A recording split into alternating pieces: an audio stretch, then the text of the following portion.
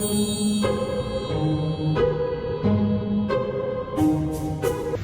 love Esther Perel. It's crazy that we have to be told this, or at least reminded that people are not products. And I bet you that's the source of dating being difficult and people being less interested in romantic relationships. First of all, nobody wants to feel like they're a product, like they're being constantly evaluated and measured. But with so many people so concerned about having a failed relationship or choosing the wrong partner, people have started to look at it like shopping. That's never going to work with love. Love is about risk. Love is a dance of vulnerability. It's a genuine curiosity in another person, not necessarily to make sure they're the one to spend the rest of your life with, more so because you're curious about them and you want to develop a connection. This is where dating gets to be really fun.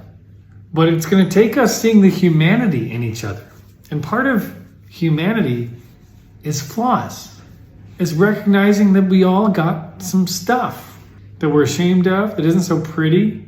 And if we're dating to find the perfect person or to weed out the good from the bad, most of the time we're trying to take the human out of the person, and that's just not going to work.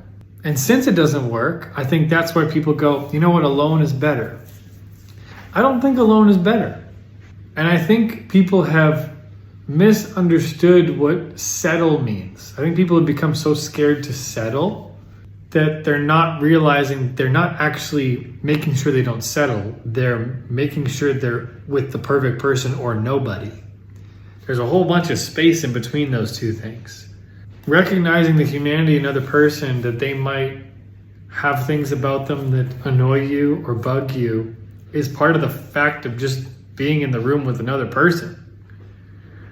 I've said this a few times on some posts. There is nobody in my life that I like every single thing about them, my wife and son included.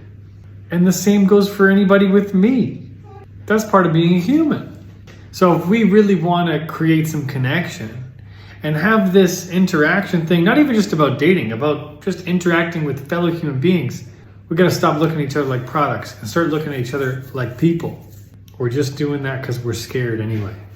If we were to tell the truth about this whole thing, I think we'd say, I'm scared that you're going to find out that there's something wrong with me, so I'm going to treat you like a product so that our attention can be on you instead of what might be missing or lacking within me. That's a pretty scary thing to admit.